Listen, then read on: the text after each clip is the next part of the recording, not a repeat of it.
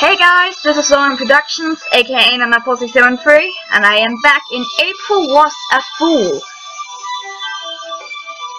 Part 3? I can't remember, I seriously can't remember if it's, I think it's part 3. It's been so long, I don't know what happened, yeah, okay, can't remember, scheiße. But, we're gonna go, and I am so unsure about the volume, because I feel like it's too loud, but I don't think it is. Alright. Between that expression and his temper's even shorter rope, he's making me nervous. It feels like there's something he's covering up from us. I try to figure out what it might be, but my imagination comes up short. Trying to approach him only gets me the cold shoulder, though, as she turns away from everyone and starts to curl the map back up. May, don't bother with him. He's just made up his plan. We just have to do what he says. For Blake, that meant staying out of the way. He looks miserable. It's because it's my fault what happened to April. He hates me.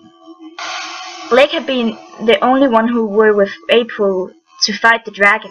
It was true, Irvin did blame Blake for what happened, but there was something else he blamed a whole lot more. When I tell Blake that, he doesn't respond. I'm expecting too much. This party has a lot of wounds that run deeper than I can imagine, and the center of them all is April.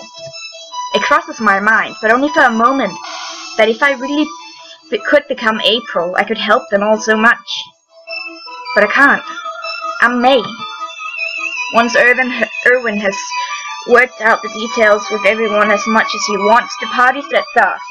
For the first time in our journey, I finally get to see what it really means to be a true world-class hero. As anticipated, the traps were beyond anything a simple rogue could disarm. Each one took several minutes to crack, and Gunn grinned wildly whenever one exploded in Irvin's face and he got to heal that mess. A rogue of any less skill would have still been stuck in the beginning, and a priest of any less skill would have felt the reconstruction magic needed to heal Irvin's face at times. Gabby's magic is impressive. In 2 graceful sweeps of her arms, she levels entire hordes of enemies in a storm of wildfire. Whenever stragglers managed to survive the foray, were easily cleaned up by Blake, who seemed content to ignore Irwin's earlier demands and Kent. I've never expected so much from Blake. When we first met, he introduced to me as a swordsman, but because of his soft-spoken personality and depressing level of confidence, I've forgotten. His movements aren't graceful, but they work. Kent, however, was the most shocking one of the two. With his smiling personality and cheerful outlook, I was beginning to think he was just a diplomat with an axe on his back, but when he got into combat, he just changed. Both axes swinging wildly as he screamed. Screams some that'll cry out so loud I can swear his vocal cords might break. It's almost a bit terrifying. Gunn follows silently behind, healing everyone efficiently the moment they get hurt. Whenever someone mentions a quick thank you, I notice a gloomy aura around him lift a bit, and a tiny smile tug at his stern face. I've never had a chance to get to know him well, but he really cares about his friends. I've played all the routes. Except for this one. We enter a large room. It's taller than most enemies, lurking high up in the rafters. Gabby, Kent, and Blake set to work. Gunn concentrating from the sidelines to keep the 2 close-range fighters alive. Irwin stands back, arms crossed, watching with a satisfied look on his face. Now's my chance. I grab his arm so he can't escape. I need to know what's really going on. Can't you see I'm currently busy making sure they don't get killed? As their manager, it's important to keep them in line. He tries to pull out of my grip, but I'm stronger. I told you, don't touch me! I refuse to let go. He's biting his lip, breaking the skin. For a second time, he tries to rip himself out of my finger's hold, but my determination wins out. He's going to tell me what's going on, and that is that. Irvin finally gives up, body losing all energy and slumping against the wall. His head drops. Fine, let's talk. You think there's something wrong with me, don't you? Well, you're right. Look at us. As a team, we're perfect. April would have never lost to that dragon if we had all gone together. But we didn't. All of us, we all left her to die. For one selfish reason or another, only that weakling Blake went with her. We all turned our back on the greatest friend we could ask for. There was more though. He had told me this before. He's still hiding something else. Why are we really here? I told you. It's my ultimate dream. Steal your heart. Yay, we did it! Another room clean! Oh, that's great. Let's move on to the next place then. I lost my chance. He maneuvers around me with the others watching. I can only let him go. He won't talk to the others when the others are listening. The only reason he even talks to me is because of my faith. So what's the next room? It's our final destination. Oh, already? Is there at least some of a trap? Watching me cry like a baby never gets old. Sorry, friend, if they built this place according to my outlines, there shouldn't be a trap on this door. He slaps Gunn on the back, his smile forced and strained. What's up with you? Your hand is shaking. That's why there can't be any traps here. I'd probably get us all killed if I tried to disarm anything right now. You're right, Gates. Ignoring their questions, Irwin walks around the room, now clear of monsters. There's a single door up the far side of the small platform of stairs. He hesitates at the handle, doing a few sloppy and hasty checks for traps. Satisfied, he opens the door. The pressure is immense. I'm forced to drop to my knees, hardly able to find the strength to stay standing. I can hear sounds of other falling victims of the same fate. A darkness that is blacker than a clouded night seeps from the open door, filling the entire room.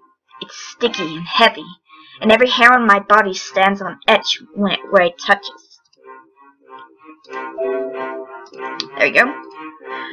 Squinting, I can just make out the shape of Irwin backing away from the door, a shocked expression on his face before everything is engulfed in a murky cloud. May, so you finally arrived. I grab at my head. Something is inside, buzzing, words. I've been waiting for you. I'm evil. I will always find you. You and I were meant to meet and become one. Leave these fools behind and join me. No, no! Then so be it. I will take this other one.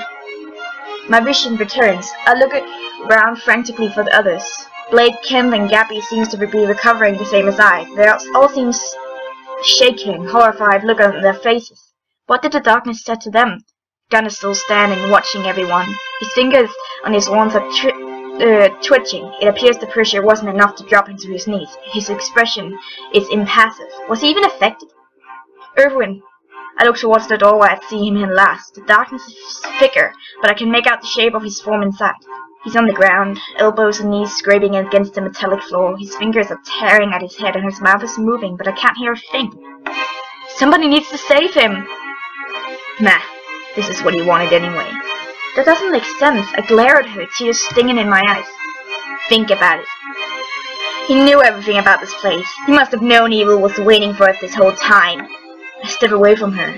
How he was acting the whole time. Could he really have been bringing us down here just to be killed? Gabby, you don't really think that, do you? Ken's voices the doubt I can't quite say. You all saw how he was acting. I've seen that man at his very worst. This whole trip was nothing more than some bullshit way to punish himself what he did to April. What we all did. Nice of him to drag the rest of us into his journey of self-destruction. That's the sort of line normal people would deliver sarcastically, but not Gunn. Are we just gonna leave him there then? Well, I don't want to die. If he wants to, then just let him do what he wants. Besides, I'm tired of dealing with his shit all the time. I've got better things to do. I'm pretty sick of him too. But if we leave him here, he'll die. That's fine. He just does whatever he wants with us anyway. That's true. We would be better without him. If he wasn't here, April would still... So, okay, we agree, just leave Irving here and get out? Then I saw it, the darkness that was clinging relentlessly to Irving was gathering around Abby as well. Ken and Blake too. I look at Gunn. He's fine. I told everyone, creatures of darkness get into your head. They show you things you don't want to see and they remind you of things you want to forget. Makes you weak, makes you easy. You can try to talk with them, but right now they ain't really themselves. The words of the others are saying aren't really what they think. With that in mind, I run towards Irving, ignoring Gabby's protests. When I step inside the cloud of evil, I can finally hear Irving's voice. What are you doing here? You aren't supposed to be here. You're dead! I was waiting for you, Erwin. I've been waiting for you all this time. I knew you'd find me. I knew you wouldn't abandon me forever. The voice of evil isn't the same as it was when it spoke to me. It's decidedly feminine.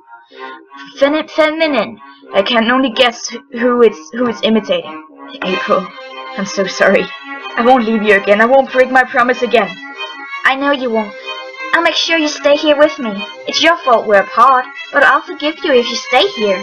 Yes, I can see you. Won't you show me your face? I can't see you. It's been so long. I want to hold you. The darkness is so heavy. It takes all of my energy to pull my legs from the ground. By the time I reach Erwin, I'm crawling, struggling. I reach my hand upward and grab hold of his sleeve. I pull myself up to the eye level with him. April, is that you? My hand lifts towards my bangs. Slowly, the pressure making his movement as sluggish as my own. Of course, that other voice isn't you. You wouldn't blame me for what I've done. You've never blamed me for anything. You made me accept my mistakes, but you never accused me. But April, this was my fault. I should have known there'd be a trap here waiting for us. His hand is hovering only inches away from my hair, tears running down his face. He's forcing out his words, throat thick with grief and the smoke that lingers in the dark air. I grab his hand before it reaches me and shake my head slowly.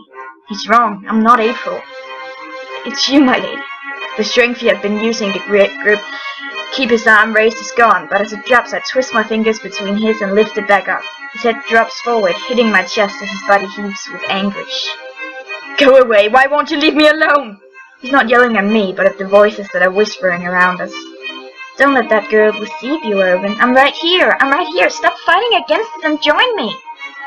He grabs my shoulders with his free hand. Sorry. Nails clawing at my skin. He's weak. I curl my arm around him and hold him close, covering his ears from the sound. His fingers still clutched between my grip tighter. Give up. Give up. Let go.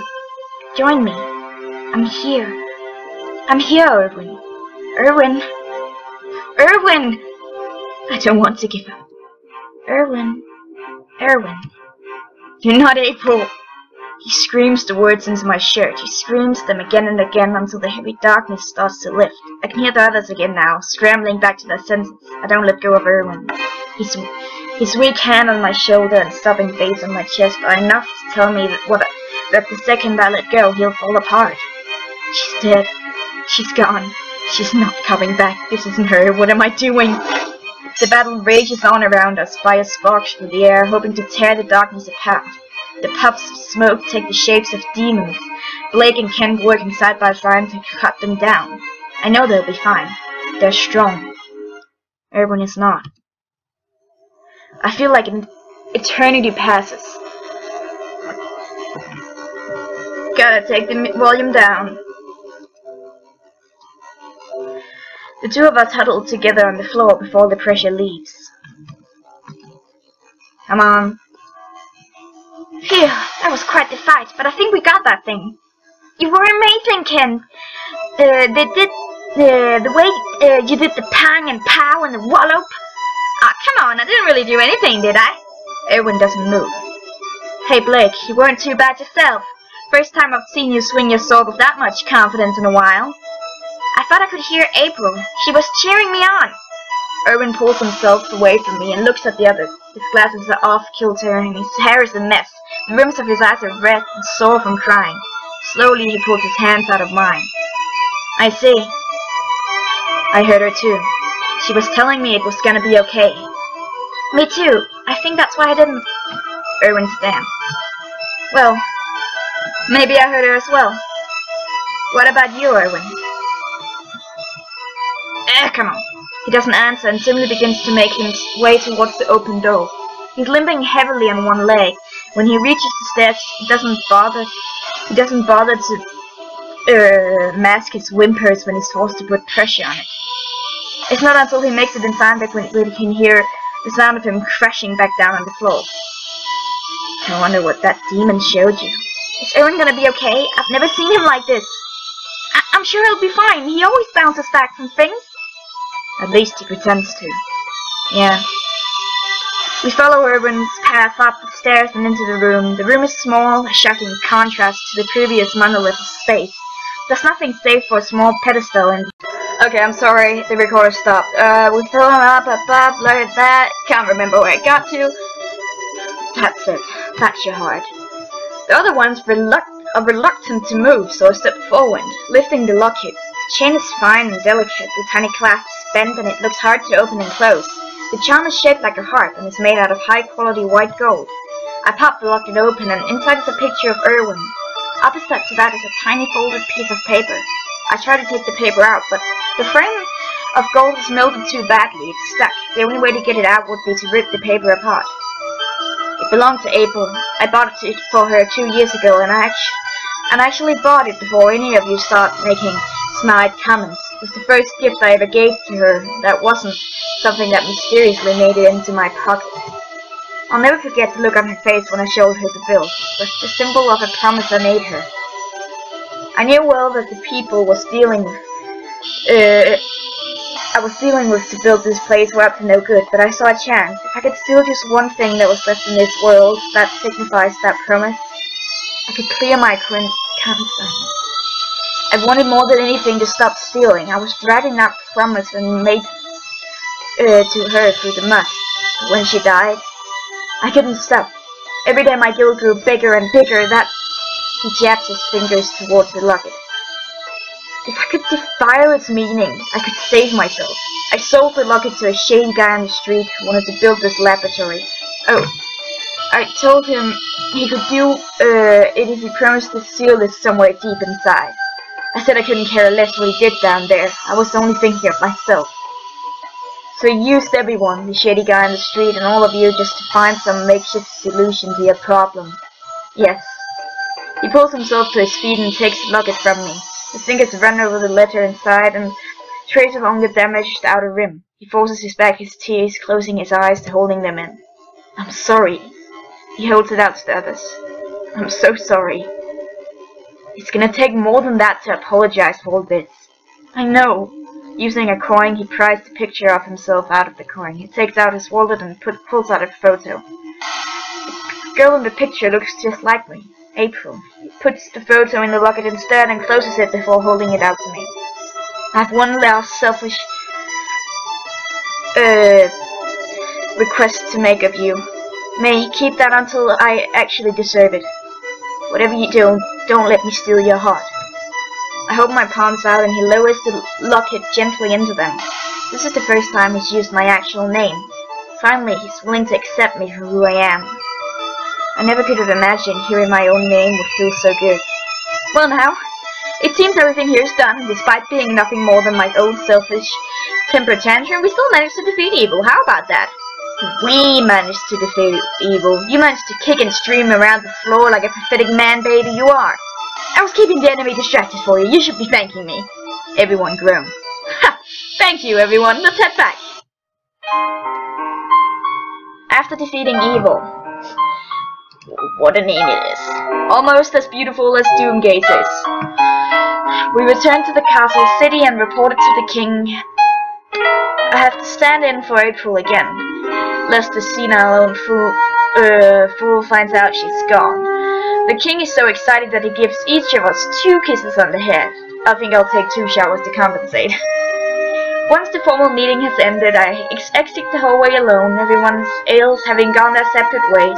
Apparently that's normal for them. Once they finish their quests, they part from each other until they are needed again. They all have lives outside being heroes. I find myself standing in the castle courtyard. I was looking for the exit back to town, but I guess I took a wrong turn. Flowers here smell strongly, sweet in the summer air, a breeze making them bob peacefully and carrying all aroma around. The grass is freshly cut, adding another layer to the pleasant smell. I'm not alone. Someone else is here. My, how fortunate I must be to see you before I'm off. I suppose you'll be headed to the Hero Academy? Your entrance fee are more than covered. I expect him to playfully wave my wallet in front of me, but he doesn't. So instead, I simply nod. It's true that I'll be able to quit my job at the inn and begin my studies now. That means you'll be heading to and staying in Perk City for a while. I'm more than happy to accompany you on your trip there. I got a carriage booked that will depart shortly from the king's own stable. We got off to a bad start, which I know is entirely my fault. If it's fine for you, I'd like the two of us to start over. I owe you a great deal. I feel the same way. I want to get to know Irvin without him pushing his feelings for someone else on me. Standing near him used to make me nervous, but today those nerves are gone. The predatory air that would linger around him when he looked at me replaced with respect and gratitude. I know who all your teachers are. I can bribe them into giving you top marks. My face scrunches up and my disapproval is delivered with a sharp punch to his arm. That was a joke, don't worry. I someday hope to earn the right to hold that locket again. Until then, you'll keep it safe from me, won't you? I understand now. April is gone, but her memories, her wishes, her dreams, they can still be alive if I carry them in my own heart. I smile. Things always seem a bit awkward between us, but I'm glad we're starting to move past that and be friends. I've no doubt that someday I'll be able to return this locket to him. It's going to be a hard road, but seeing him smile genuinely tells me he's already off to a good start. After you finish schooling around, would you reconsider officially joining the group? That little adventure now just my spirit for the whole thing, and it would be good for us to get out there and work together a bit more. We have to open a spot for a young perky girl. My eyes light up. The idea of traveling with them again, this time holding my own, sends my heart racing. Without thinking, I throw my arms around him. I'll take that as a yes then.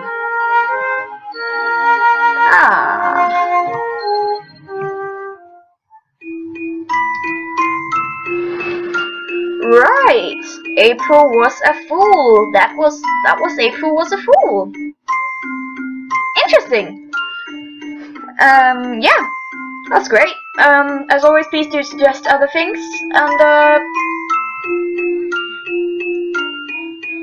I hope to see you guys soon. Yeah, I have a game I'm gonna play next while I figure out what to play. I'm having trouble finding stuff to play. But yeah, please do suggest things, as always, and I'm gonna see you. Goodbye. Yeah, bye.